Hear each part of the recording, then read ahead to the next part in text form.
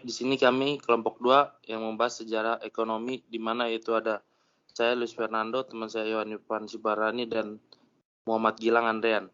Next, Din.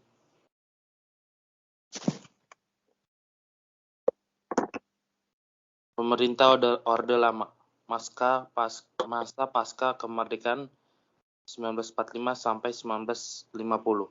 Dalam menghadapi krisis ekonomi atau keuangan, pemerintah menempuh berbagai kegiatan, diantaranya yaitu satu, yang pertama ada pinjaman nasional. Menteri Keuangan Insinyur Surahman dengan persetujuan Badan Pekerja Komite Nasional Indonesia Pusat atau BPKNIP mengadakan pinjaman nasional yang akan dikembalikan dalam jangka waktu 40 tahun. Lalu yang kedua ada konferensi ekonomi. Konferensi yang membahas mengenai peningkatan hasil produksi pangan, distributor bahan makanan, sandang, dan serta status dan administrasi perkebunan asing.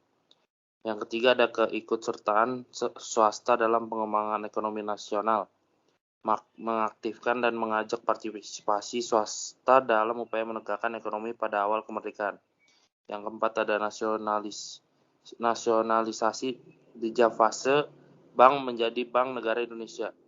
Yang kelima sistem ekonomi gerakan Benteng atau Benteng Group, dan yang keenam ada sistem ekonomi Alibaba. Next, Din. Ya, yang selanjutnya ada masa demokrasi liberal 1950 sampai 1957. Usaha-usaha yang dilakukan untuk mengatasinya antara lain, yang pertama ada Gunting Syafruddin memotong uang, mengurangi jumlah uang yang beredar agar tingkat harga turun. Yang kedua ada program Benteng atau Kabinet Natsir, itu menumbuhkan wira swasta pribumi agar bisa berpartisipasi dalam perkembangan ekonomi nasional.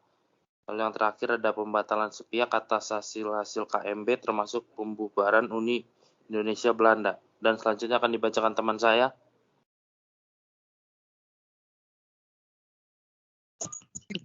Next, Din.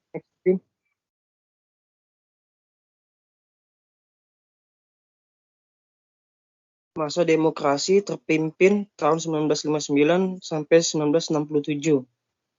Yang A ada devaluasi, menurunkan nilai uang, dan semua simpanan di bank di atas 25.000 dibekukan. Yang B, pembentukan deklarasi ekonomi untuk mencapai tahap ekonomi sosialis Indonesia dengan cara terpimpin. Yang C, kegagalan dalam berbagai tindakan moneter. Next, Din. Pemerintah Orde Baru. Pada awal Orde Baru, stabilitas ekonomi dan politik menjadi prioritas utama. Program pemerintah berorientasi pada pengendalian inflasi, penyelamatan keuangan negara, dan pengamanan kebutuhan pokok rakyat. Yang B, kebijakan ekonominya diarahkan pada pembangunan di segala bidang. Tercermin 8 jalur pemerataan, yaitu kebutuhan pokok, pendidikan dan kesehatan, pembagian pendapatan, kesempatan kerja, kesempatan berusaha, partisipasi wanita dan generasi muda, penyebaran pembangunan dan peradilan. Yang C, hasilnya pada tahun 1984, Indonesia berhasil swasembada beras, penurunan angka kemiskinan, perbaikan indikator kesejahteraan rakyat seperti angka partisipasi pendidikan dan penurunan angka kematian bayi, dan industrialisasi yang meningkat pesat. Pemerintah juga berhasil mengalahkan preventif cek untuk menekan jumlah kelahiran lewat KB. Selanjutnya, Din.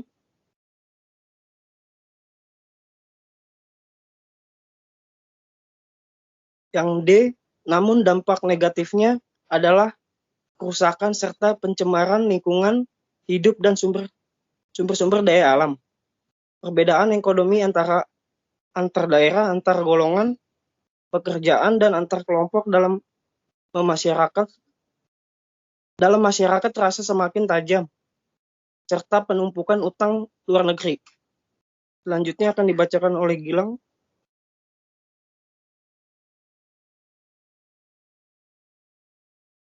Yang di samping itu, pembangunan menimbulkan konglomerasi dan bisnis yang syarat korupsi, kolusi, dan nepotisme.